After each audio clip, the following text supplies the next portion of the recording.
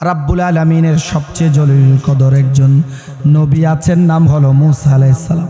ওই মুসা একদিন আল্লাহকে বললেন, আল্লাহ ও মালিক, ও রব্বুল আলামিন, আপনার কাছে আমার একটা ফরিয়াদ। আমি দুনিয়ার থেকে চলে যাওয়ার পরে আমি যখন জান্নাতে থাকব, সকল নবীর একজন করে সঙ্গী থাকবে। ও আল্লাহ, আমি মুসার সঙ্গী কে হবে? দুনিয়ার জমিনে আমি তার একটু দেখতে চাই। আমার আল্লাহ ডাক দেয়া বললেন, মুসা রে, ও মুসা, তুমি যদি তোমার জান্নাতের সঙ্গীকে দেখতে চাও তাহলে ইরাকের জমিনে যাওয়া লাগবে। মুসা নবী ছিলেন মিশরে। কোথায়? জোরে বলেন, কোথায়? ইরাকে যাওয়া লাগবে। তিনি যখন ইরাকের বাজারে গেলেন, ইরাকের বাজারে যাওয়ার পরে তিনি তাকায়া দেখলেন, আমার আল্লাহ চিহ্ন দিয়ে দিলেন, বাজারের মধ্যে অমুক দোকানের মধ্যে একজন ব্যবসায়ী আছে, ওই ব্যবসায়ী হলো তোমার জান্নাতের সঙ্গী। সুবহানাল্লাহ। তিনি গিয়ে দেখলেন বাজারের মধ্যে গোশত বিক্রি করে একটা যুবক, খুব সুন্দর করে মানুষের সঙ্গে ব্যবহার করে, আচার আচরণ করে। ওই যুবকটা তাকায়া দেখলো, মুসা নবী দূর থেকে তাকায়া দেখতেছে। আমাদের সমাজের গোশত ব্যাপারীরা মাপে কম দেয়, 900 গ্রাম দিয়ে 1 কেজি বানায় দেয়, আছে না? আছে না নাই? কিন্তু মুসা নবী তাকায়া দেখে রে, আল্লাহ তাআলা তার সঙ্গে যে যুবকটারে জান্নাতে রাখবে, ওই যুবক মাপে কম দেয় না, মিথ্যা বলে না, মানুষকে ঠকায় না, ভালো দেব বলে চর্বি দিয়া দেয় না, বড় সুন্দর করে করে যত্ন করে করে ওই যুবকটা ওই মুসা নবী তাকায়া দেখতেছে, একেবারে পিওর আল্লাহর দেওয়া বিধান মতো হালাল পথে ব্যবসা করছে, মাপে কম দেয় না। অথচ আমার সমাজের মধ্যে মাপে কম দেয় এমন ব্যবসায়ী আছে না নাই? আমার আল্লাহ বলছেন, ওয়াইলুল লিল মুতাফফিফিন, যারা মাপে কম দেয় তারা হলো ধ্বংস।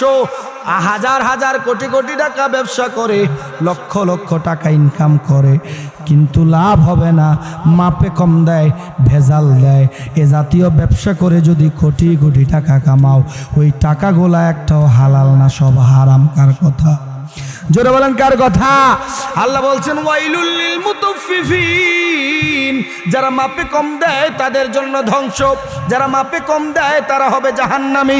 আল্লাহ যেহেতু বলেছেন, অবশ্যই যারা মাপে কম দেয় তারা জাহান্নামে যাবে, ঠিক কিনা বলেন? মুসা নবী দেখলেন ওই যুবকটা মাপেও কম দেয় না, মিথ্যাও বলে না, খুব সুন্দরভাবে হালালভাবে ব্যবসা করছেন। তিনি তাকায়া দেখলেন যুবকের ব্যবসা শেষ। এমন সময় যুবক তার মাংসগুলার থেকে সবচাইতে ভালো ভালো সুন্দর সুন্দর গোশতের টুকরাগুলা কিছু কিছু আলাদা করে করে রেখে দেয়, 1-2টা টুকরা। কেন রাখে মুসা নবী জানে না। মুসা নবীকে দেখিয়ে দেওয়া হলো, এই যুবকটা তোমার সঙ্গে জান্নাতে থাকবে। ইরাকের বাজারের ব্যবসায়ী, তার নাম হলো আলী ইবনে ওয়াবেক। আলী ইবনে ওয়াবেক তিনি যখন ব্যবসা শেষ করলেন, হিসাব কিতাব করলেন, গুছিয়ে ফেললেন, এমন সময় তিনি তাকায়া দেখলেন একজন সুন্দর মানুষ দাঁড়িয়ে আছে, তার সঙ্গে সালাম বিনিময় হলো। মুসা নবী ডাক দিয়া বলল, ও যুবক, আজকে আমি তোমার বাড়িতে মেহমান হতে চাই। আগের দিন আমাদের যারা মুরব্বী আছেন, 20-30 বছর আগে মুসাফির খানা থাকতো সবার বাড়িতে, ঠিক কিনা? প্রতিমধ্যে যদি কেউ সফর করতে গিয়া সমস্যায় পড়তো বা রাত হয়ে যেত, মানুষের বাড়িতে থাকার একটা ব্যবস্থা হয়ে যেত। একইভাবে আগের দিনে সবার বাড়িতে এমন ছিল, কেউ মুসাফির বাড়িতে থাকতে চাইলে রাখার ব্যবস্থা ছিল। আলী ইবনে ওয়াবেক ডাক দেয়া বলে, পথিক, আপনি যদি আমার বাড়িতে আজকে মুসাফির হিসেবে থাকতে চান, মেহমান হতে চান, অবশ্যই আমি আপনাকে আমার বাড়িতে রাখবো, চলেন। তিনি নিয়ে গেলেন। নিয়ে যাওয়ার পরে প্রত্যেকটা চাকরিজীবী ব্যবসায়ী মানুষ বাড়িতে যাওয়ার পরে তার সন্তানগুলা দৌড়ায় আসে, এদেরকে চুমা দেয়, কোলে নেয়, ঠিক কিনা? কিন্তু আলী ইবনে ওয়াবেক সেদিন ভিন্ন করলেন। মুসা নবী তাকে দেখলেন আলী বিন ওয়াবেক বাসায় যাওয়ার পরে বিবির সঙ্গে কথা বলে না, সন্তানের সঙ্গে কথা বলে না। বাজার থেকে সুন্দর সুন্দর যেই গোশতগুলা আলাদা রেখেছিলেন, সেগুলা নিজের হাতে সুন্দর করে রান্না করলেন। ঘণ্টাব্যাপী রান্না করে ওই যুবকটা ঘরের কোণার থেকে একটা বাক্স নিয়ে আসলেন। ওই বাক্সটার ভিতরে মুসা নবী তাকায়া দেখে ওই যুবকের বৃদ্ধ পারে না, বসতেও পারে না, এমন দুর্বল একজন বৃদ্ধা মা শুয়ে আছে। ওই বৃদ্ধা মাকে নিজের হাতে গোশত আর রুটি রান্না করে যখন এই আলী ইবনে ওয়াবেক খাওয়া খাওয়াচ্ছেন। মুসা নবী তাকে দেখে অবাক হয়ে গেল। মুসা নবী কয়, কি ব্যাপার, তুমি তোমার সন্তানদের সঙ্গে কথা বলো নাই, খাবার রান্না করে নিজের বিবিকে দাও নাই, সন্তানদেরকে দাও নাই, এই মহিলাটা কি, তারে কেন তুমি সবার আগে খাওয়াইলা? আলী ইবনে ওয়াবেক ডাক দিয়া বলে, মুসাফির ভাই, আপনার তো খবর নাই, এই মহিলা যেন তেন মহিলা না। এই মহিলা হলো তিনি 10 মাস আমারে পেটে ধরেছেন যিনি, এই মহিলা হলো তিনি প্রসব বেদনা যন্ত্রণা সহ্য করে জন্ম দিয়েছেন যিনি, এই মহিলা হলো তিনি যিনি আমাকে 2-2.5 বছর দুধ খাইয়েছেন, আমাকে হালাল খাওয়াতে শিখিয়েছেন, হালাল পথে থাকতে শিখিয়েছেন, আমাকে সত্য বলা শিখিয়েছেন, কোনটা হালাল কোনটা হারাম শিখিয়েছেন। আজকে আমাকে হালাল পথে চলবার জন্য শিক্ষা যিনি দিয়েছেন তিনি আমার জন্মদাত্রী মা। এই মায়ের জন্য আজকে আমি এত সম্মানিত হয়েছি, এই মায়ের জন্য দুনিয়ার আলো দেখেছি, এই মায়ের জন্য আমি ব্যবসা বাণিজ্য করছি, বিয়ে করেছি, সংসার হয়েছে, ছেলে মেয়ে হয়েছে। ভাইরে, এই মারে যদি না খাওয়াই কারে খাওয়াবো? এই মায়ের খেদমতের কারণে, সেবার কারণে তার মা এত খুশি হয়েছে। প্রতিদিন তার মা হাত তুলে আল্লাহর কাছে দোয়া করে, মুসা নবী সামনে দাঁড়ানো, তার মা দোয়া করে, মালিক, আমার আলী ইবনে ওয়াবেক প্রতিদিন আমার সঙ্গে এমন সদাচরণ করে, আমার সঙ্গে ভালো আচরণ করে, আমার আদর করে করে গোশত খাওয়ায়, রুটি খাওয়ায়। মালিকেরই, আমি মা আমার সন্তানের জন্য দোয়া করলাম, আমার আলী ইবনে ওয়াবেককে জামানার পয়গম্বর মুসা আলাইহিস সালামের সঙ্গে জান্নাত দিও। প্রতিদিন মা যে এই দোয়াটা করে, এজন্য আল্লাহ তাআলা সেই দোয়া কবুল করে মুসাকে বলছে, তুমি ইরাকে যাও, তুমি সেখানে গিয়া দেখবা একটা যুবক, ওই যুবকটাকে তোমার সাথে আমি জান্নাতে রাখবো। মুসা নবী বলে, আল্লাহ, এই যুবকের কি এমন আমল আছে যে ও আমার সাথে জান্নাতে থাকবে? একজন দুষ্ট ব্যাপারী কেন থাকবে, আমি দেখতে চাই, যাও দেখো। তিনি গিয়া দেখলেন তার মায়ের দোয়ার কারণে, তার সততার কারণে, তার হালাল ব্যবসার কারণে, তার মায়ের সর্বোপরি মনের থেকে যে দোয়া, যে জামানার নবী মুসার সাথে আল্লাহ তুমি তারে জান্নাত দিও, এই দোয়া আল্লাহ কবুল করে ফেলছে। এই জন্য আমার মালিক একজন গুস্ত ব্যাপারীরে তোমার সাথে জান্নাতে রাখবে। আপনি একটু চিন্তা করতে পারছেন যে একজন মায়ের দোয়া কতটুকু কার্যকর হয়? মুসা নবী চোখের পানি ছেড়ে দিলেন। মুসা নবী ডাক দিয়া বললেন, মাগো, আপনার দোয়া তো আল্লাহ কবুল করে ফেলছে, আমি হলাম জামানার নবী মুসা, আমার সঙ্গে আপনার সন্তান যে জান্নাতে থাকবে, আপনি যে দোয়া করেছেন, দোয়া অনেক আগেই কবুল হয়েছে। আল্লাহ আমাকে বলার কারণে আমি দেখতে চেয়েছিলাম কেন একটা গোশত ব্যাপারী আমি মুসার সঙ্গে জান্নাতে থাকবে। আমি এখানে এসে বুঝলাম এর তো আলাদা কোনো গুণ নাই, ওর যেই গুণ আছে, মায়ের খেদমত, তার মায়ের যত্ন, মায়ের সেবা, মায়ের সাথে নিম্ন আচরণ করা, মায়ের সাথে নিম্ন সুরে কথা বলা, উচ্চ সুরে মাকে কষ্ট না দেওয়া, মাকে ধমক না দেওয়া, মাকে আদর করা, খেদমত করা, মায়ের দুয়ার কারণে আজকে সে আমার সঙ্গে জান্নাতি হবে। আল্লাহ এটা কবুল করেছে, এই খবর দেওয়ার জন্য আমি আজকে এখানে চলে এসেছি। আল্লাহু আকবার। তাহলে সন্তানের উপরে মা বাবার জন্য 5 নাম্বার হক হলো, তাদের সঙ্গে ধমক দিয়া কথা বলা যাবে না। তাদের এরপরের গুণ হলো নরম নরম সুরে কথা বলা লাগবে, মা বাবাকে সম্মান দিয়ে কথা বলা লাগবে। ওয়াকুল্লাহুমা কওলান কারীমা, সবচাইতে সুন্দর ভাষায় সম্মান দিয়ে দিয়ে মা বাবার সাথে কথা বলা লাগবে। লক্ষ্য রাখা লাগবে আমার কথায় মা বাবার মনে যেন কষ্ট না হয়, এমন করে কথা বলা লাগবে। মা বাবার থেকে অনুমতি নিয়ে নিয়ে কথা বলা লাগবে। আমার বিশ্বাস আজকের কথাগুলো বলার পরে একটা যুবক যদি মায়ের সঙ্গে বাবার সঙ্গে নরম নরম সুরে কথা বলে, আজকের মাহফিল কামিয়াব হয়ে যাবে, ঠিক কিনা বলেন? তারপরের গুণ হলো, রব্বুল আলামিন বললেন তাদের প্রতি সবসময় হাতকে এমন প্রসারিত রাখা লাগবে, তাদের প্রয়োজন জানতে দেরি হবে, পূরণ করতে যেন দেরি না হয়। মায়ের ওষুধ লাগবে, তোমাকে ফোন দিয়ে বলছে ওষুধটা আনতে যেন দেরি না হয়। বাবার ঔষধ লাগবে, ফোন দিয়ে বলেছে, মেসেজ দিয়ে বলেছে ঔষধটা আনতে যেন দেরি না হয়। পকেটে টাকা না থাকলে হাওলাত করে লইয়া হইলেও তুমি তার জন্য নিয়ে আসবা। তোমার কাছে টাকা না থাকলে স্ত্রীরে হাওলাত করে টাকা দিয়া শাড়ি কিনা দিতে পারো 3000 টাকা দিয়া, তুমি কি তোমার মা বাবার জন্য ঔষধ কিনতে টাকা হাওলাত করতে পারবা না? করা উচিত না আমার ভাইয়েরা? হাওলাত করে টাকা দিয়ে কুরবানি দেয় সন্তানের মন রাখার জন্য। আসেনি আমরা দেশে এরকম? এবারে তো কুরবানি ওয়াজিব হয়েছে না, এরপরে এবার কুরবানি দেয়, এরকম নাই? সন্তানের মন রাখে, পাড়া প্রতিবেশী কি কইব, এত কিছু চিন্তা কইরা আল্লাহ কয় বান্দারে এগুলা না করলেও তো হইতো, কিন্তু তোর বৃদ্ধ বাবা বৃদ্ধ মা তারা অসুবিধায় আছে, তাদের সমস্যায় আছে, সমস্যাগুলো সমাধান করা কিন্তু ফরজ ছিল, ঠিক কিনা বলে? নামাজ যেমন ফরজ, রোজা যেমন ফরজ, বাবা মায়ের চাহিদা পূরণ করা তার মতো ঠিকই ফরজ। কারণ আল্লাহ বলছেন ওয়াবিল ওয়ালিদাইনি ইহসানা, মা বাবার সাথে সদাচরণ করা, ইহসান করা, তাদের প্রয়োজনের পাশে থাকা, এটা সুন্নত নয় বরং আল্লাহ ফরজ করে দিয়েছেন, ঠিক কিনা বলেন? তারপরে রব্বুল আলামিন বলেন ওয়াখফিদ লাহুমা জানাহাদ যুল্লি মিনার রাহমা, তোমার মনটা সবসময় তাদের প্রতি সদয় রাখবা, চাইতে দেরি হবে, দিতে যেন দেরি না হয়। সমস্যা বুঝতে পেরেছো, সমাধান করতে যেন দেরি না হয়।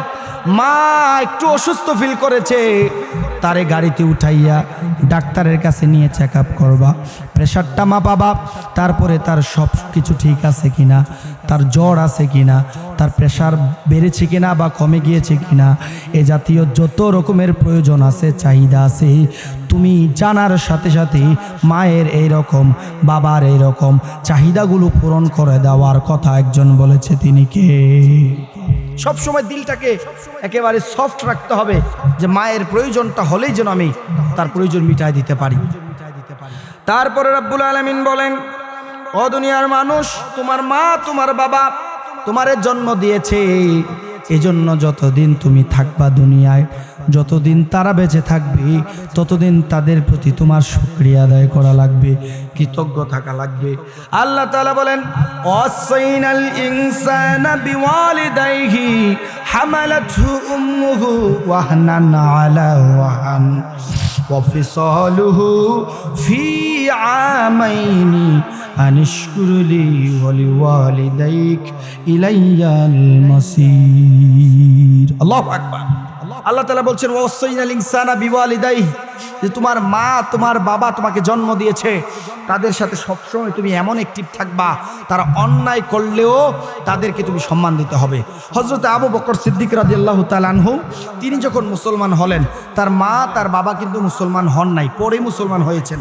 তিনি যখন মুসলমান হলেন, তিনি নবীজিকে জিজ্ঞাসা করলেন, ইয়া রাসূলুল্লাহ, আমি তো মুসলমান হয়েছি, আমার মা আমার বাপ তারা তো মুসলমান হয় নাই, আল্লাহ এখন তাদের সাথে আমার কেমন আচরণ করা উচিত? আমার নবী তিনি ডাক দিয়া বললেন ওয়াসাইনাল ইনসানা বিওয়ালিদাই, অবশ্যই তোমাকে ওসিয়ত করা হচ্ছে, ওসিয়ত করা হচ্ছে, তোমার উপরে আবশ্যক হচ্ছে মা বাবার সাথে উত্তম আচরণ করবা, সদাচরণ করবা, যদিও তারা কাফের হয়। যদিও তারা কি হয়? তাহলে যেখানে কাফের থাকলে তাদের সাথে সদাচরণ করবেন, আর সেখানে আমার বাপ মা মুসলমান, তাদের সাথে সদাচরণ কম হবে না আরো বেশি হবে? জোরে বলেন, কম হবে না বেশি হবে? আমার ভাইয়েরা খুব সাবধান।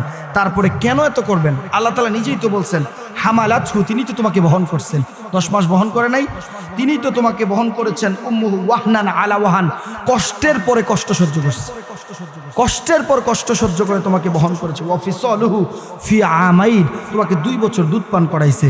আনিশকুরলি ওয়া লিওয়ালিদাইক, এই কারণে তুমি তোমার বাবা মার প্রতি শুকরিয়া আদায় করবা, কৃতজ্ঞ হবা। কৃতজ্ঞ মানে কি? তাদের সকল প্রয়োজন মিটাবা, ঠিক কিনা বলেন? বুঝতেছেন আমার কথা? কষ্ট হচ্ছে নাকি? তারপরে আল্লাহ তাআলা বলছেন ইলাইয়াল মাসির, বান্দারে ফিরে আসা কিন্তু আমারই কাছে। সুতরাং আমি আল্লাহ যে তোমাকে বলছি বাবা মার প্রতি কৃতজ্ঞতা পোষণ করবা, তাদের প্রয়োজনে পাশে থাকবা, যদি পাশে না থাকো আমার কাছে কিন্তু আসতে হবে, এই হিসাব কিন্তু দিতে হবে, সেদিন কিন্তু তুমি আসামি হয়ে যাবা। আল্লাহ সাবধান করে দিচ্ছেন ইলাইয়াল মাসির, ফিরে আসা কিন্তু আমারই কাছে বান্দারে, এই জন্য সাবধান থাকো।